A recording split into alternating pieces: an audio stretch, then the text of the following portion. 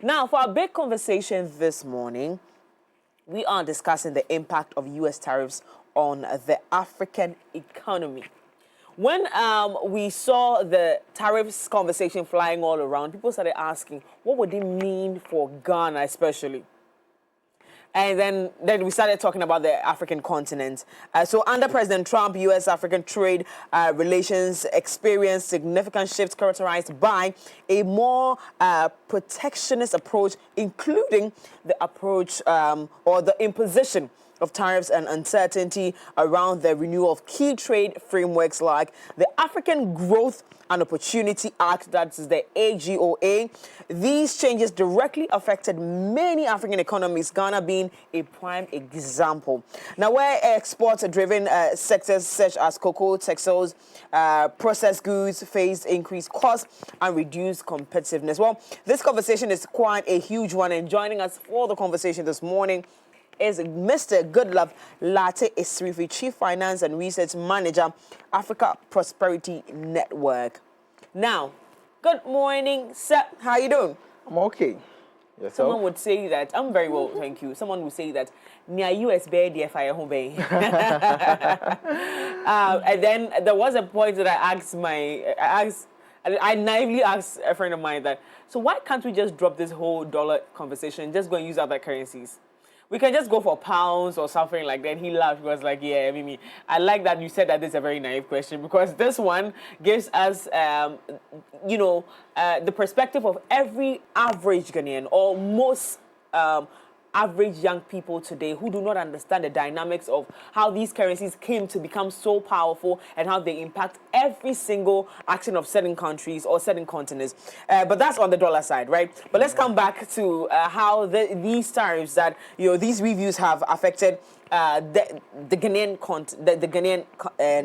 Ghana space or the Ghanaian space, and then Africa as a continent. So how have U.S. trade policies under President Kwame Trump affected Ghana's and Africa's export to America?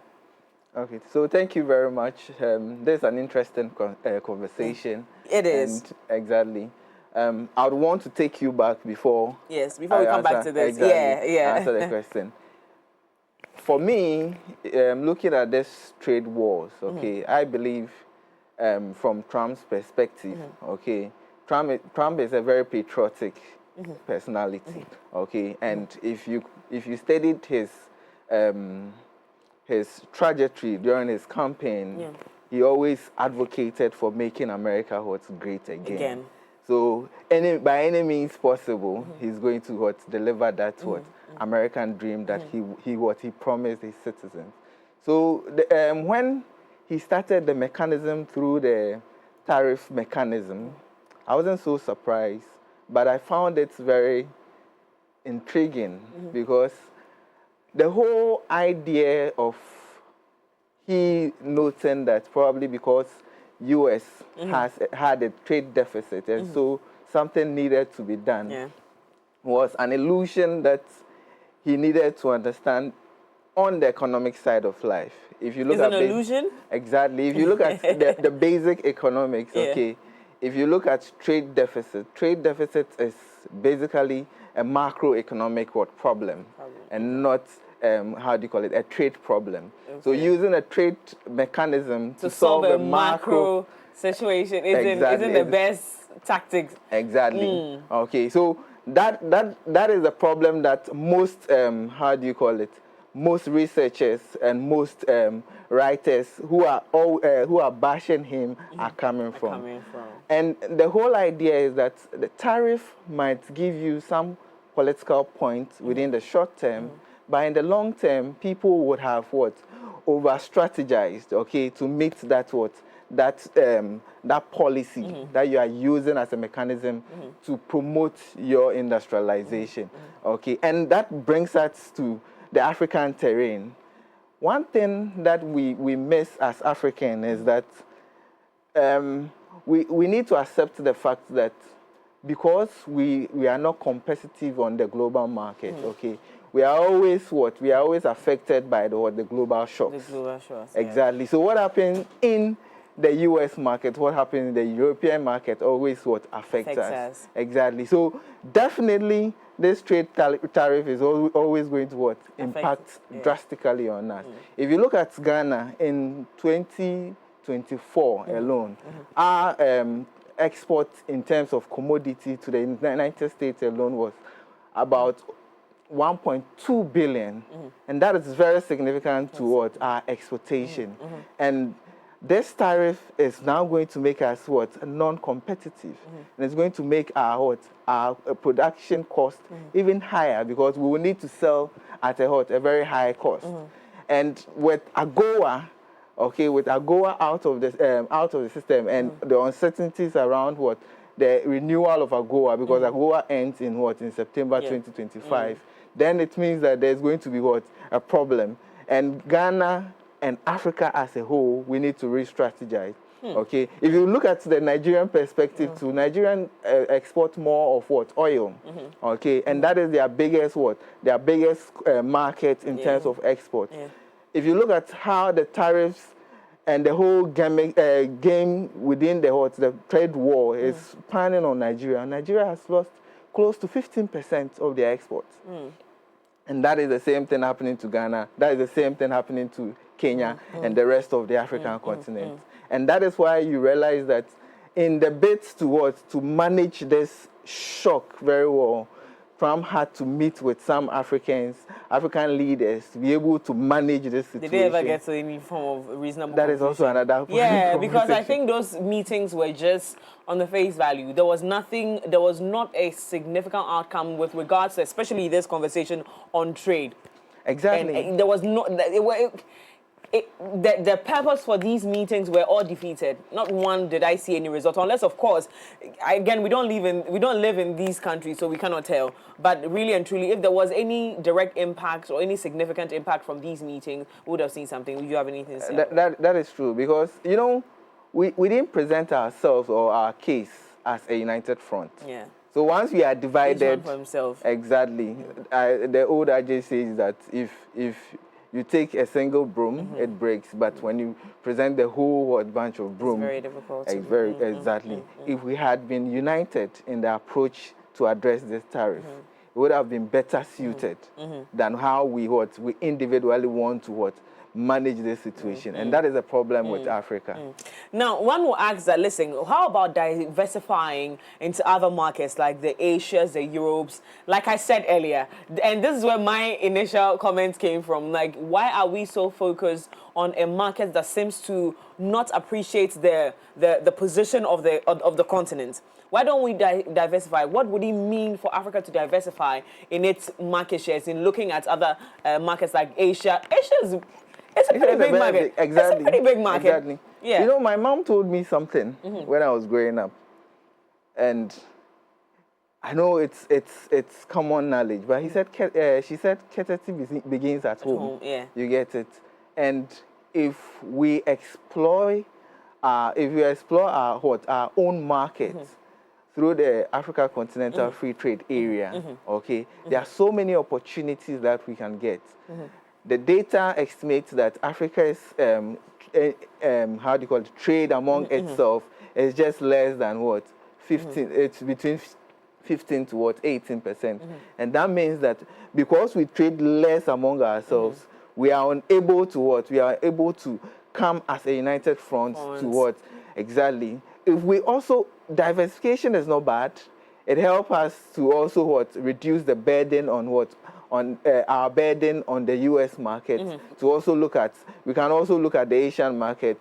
Now the UAE is also another very fruitful market. Very much so. But for how long? Africa must depend on itself and develop itself so that it can It can grow as it ought to grow. You get exactly. Right. Now, then it brings us back to the African Continental Free Trade Area conversation. What role do they play in this one? What role does this initiative play in all of this? So basically, the African Continental Free Trade Area basically is looking out for a market worth 1.5 consumers, where we can have a combined GDP of over $5 trillion. Okay. If you look at a sizable market, okay, if we all come out of our shelves or our, little ponds, our being big sharks in our little pond, okay, to clench and accelerate this AfCFTA market, you could see that it will provide us that negotiation leverage, where in every negotiation table that we sit, would have the strong force to be able to bargain very well. So AfCFTA is basically an agenda set by the AU in accomplishing it Agenda 2063 on the African we want. And this basically is supposed to provide us one single market where Africans trade among themselves. And if this is possible, Africa is going to grow, and Africa is going to be the powerhouse of the world. Yeah. Exactly. But at this point in 2025, how long has this initiative been in the system, and what has been the impact so far?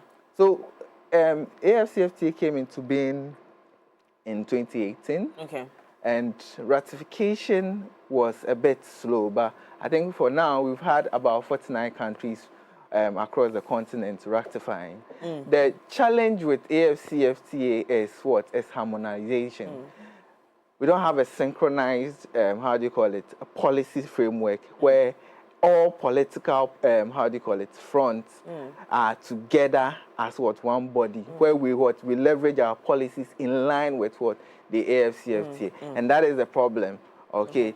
And if we're able to do that, trust me, there's going to be a very big market that Africa can leverage on. Okay. But until we do that, exactly, and there are so many articles that have also said that it's also comes from the political will. If our politicians are not willing to work together, exactly, we always face that challenge. There's no way forward. Exactly.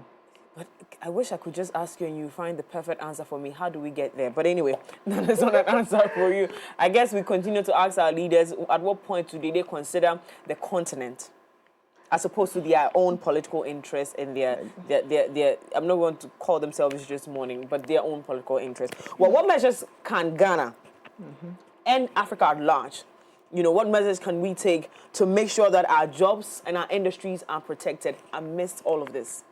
Because that's the part of, the business of the running of the country that gets affected the most. Exactly. How do we protect ourselves? So I asked myself a basic economic question. I asked myself, why do nations trade? Okay, in trade mechanisms, why do nations trade? Nations trade basically because they have comparative advantage in the things they export. So if you look at Ghana and Africa, what do we do so well? Okay, we need specialization. Okay, we specialize in what we can produce with cheeky ease and to be able to deliver to the market so that we can also get this. But in so doing, we need a united front where where we have a borderless continent where there could be free movement of people, because knowledge transmission is a powerful tool that we lack because of the artificial borders that was created for us by the European and the West. Yeah, it's time for us to break that. Exactly. That cycle. I think it's time. There was one time I saw a cranberry juice. I think it's Africana cranberry juice. Okay. And the beautiful picture I saw there was grown in Ghana, produced in South Africa. Wow. African cranberry juice, grown in Ghana, produced. So if Ghana does not have the industrialized system and South Africa has, okay, what does Ghana do? We produce the raw materials in South Africa, and everything operates within the African continent. So I can be a Ghanaian and still travel to South Africa to work. I can be a Ghanaian, have my supply chain within across the continent. And that is something that we need to look out for. And we need to accelerate to be able to perform better as a continent. Now let's make a few suggestions for our leaders who are busy this morning, so they are not probably worried about some of these things. What are some of the opportunities there are or there is, or what kind of opportunity are there in the system where Africans can trade within themselves and make sure that, you know, we thrive just on trade? Because, you know, just recently, right, when this whole USA thing was pulled out, I said right here, and I said that this is a wake-up call for us to know that in supporting each other and showing, for instance, if we didn't have USAID and some of these cushions that we had during the COVID-19 times, how was Africa going to survive these very difficult times? And so this was a time for us to now begin to think, how do we support each other? How do we provide for each other? But that means that money has to be in this. There has to be money has to be fluid in the system. What are the opportunities, you know, available to the African continent that we could take advantage of to, you know, to strengthen ourselves as an economy? Definitely. Rightly said. When you look at the US aid, it was at least giving Africans some comfort. Apart from that, if you even look at AGOA was helping us compete in the US market. And all these are being stripped off. Yes. Okay. When you look at the promises of the AfCFTA and how it can promote regional integration. Okay, and it can also promote, how do you call it, a very good negotiation tool for the African continent. I think that should be the starting point. But for AfCFTA to realize its potential, then there are so many low-hanging fruits that we need to consider. Yeah. The first thing is to be able to also, if you look at the African youth is seen to be the most populous on the continent. How can we leverage on this youth, okay, to be able to grow and make up and take charge of the AfCFTA? We know that most of the youth are now into SMEs. Yeah. How do we take advantage of these SMEs? Let's look at, let's say, being nationalistic, okay? We have 55 nations on the continent.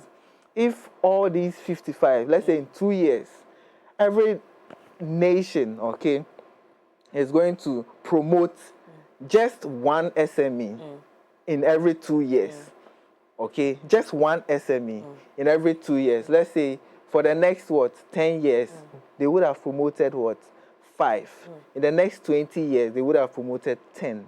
In the next 20 years, multiply 10 by the 55 nations and look at how many SMEs will grow, okay, to take up certain to become powerhouses and industries that will offer job for the youth and so on and so forth. So if you look at opportunities, the opportunities are there. It's about how we leverage it. We also have to invest in education. Okay, the Western education has become way too much. Okay, we need to partner with our investees. Okay, and try not to change the educational system every 4 years. Every 4 years, it's just really. When it comes to political. What kind of thinking is that? I don't know. Guy, what kind of thinking is that? Exactly. So that we present a more innovative, skill-oriented approach to our educational skill. Okay, and technology-oriented to our education, other than the normal. How do you call it? Finish, go look for white-collar jobs. Okay, and that is not helping. And some educational facilities in Ghana are doing so well. Okay, I wouldn't want to mention names because my own university is also at fault. Okay, so and that is something that we need to we need to grow very well. If you look at AfCFTA, if you look at the financial houses on the continent, like AfriExim, AFDB, these are the powerhouses that contribute to Africa's growth. These are the people that provide finances. Okay, sometimes access to finance is very difficult. How do these how do you call it, financial these banks, okay, promote growth? Okay, AfriExim is doing its best. Okay, AFDB is also doing its best. But how do they financially model so that the donors that come from the West, when they pull out, I know most of them have even pulled out. Massive shock. Exactly, it wouldn't be any massive shock. And I'm glad that the new president for AFDB, Dr. Sidi, has a vision of how do you call it, revitalizing the approach, okay, of sourcing funds to boost the economic integration of Africa, and that is a good thing. And I know, how do you call it, Dr. George with AfriExim is also doing the same, contributing to the growth of AfCFTA and those things, okay? Another thing too is for trade to be possible on the continent, we need to also invest in what? Interoperability. Believe you me, I buy my jeans at the Togo border. Yeah. And a lot of market women do. You get it? How can we, how do you call it, break the boundaries of having to change our cedi into dollar and then into CFA before we can transact? Okay, we need interoperability where PAPs can use a mobile money platform to send, so that we can use a mobile money platform to send money from one consumer to another supplier, and that will accelerate it. PAPs have started, and it's with the bank. I want them to also think through and how do you call it, model their financial system and make it possible for us to use, transact easily within the I think this is a call in the right direction. I totally agree with you, because then it gets really difficult. Why do I have to go through all this process? They don't know. It's just very frustrating, and you're wondering, we're all an African continent. What is this supposed to be? Africa has 44 currencies in the system, and that is a problem. Anywho, and like I always say, that right here on this platform, we are here to learn and grow together. And these conversations, they're so huge, we cannot use one session to complete all of it. But I know that on this particular topic, we've touched extensively on some of the modalities that work. Now we have to extend it to X. So we have 2 shows on X that we have to have, with this being one of them. I mean, yesterday we talked about the political aspect of it. With all these conversations are going to be extended on X. Excellent. So I'll let your X followers that we're about to do an X live where we get to touch on these conversations, because the youth needs to understand what it means to be in this ecosystem right now. Right, so thank you so much, sir, for coming, Mr. Asirifi. We have been having this great conversation. Now, between you and I know that you wanted more. We're going to continue on X. Thank you so much for coming. Thank you so It's time for us to get plugged in right here on the AM Club. We'll be right back.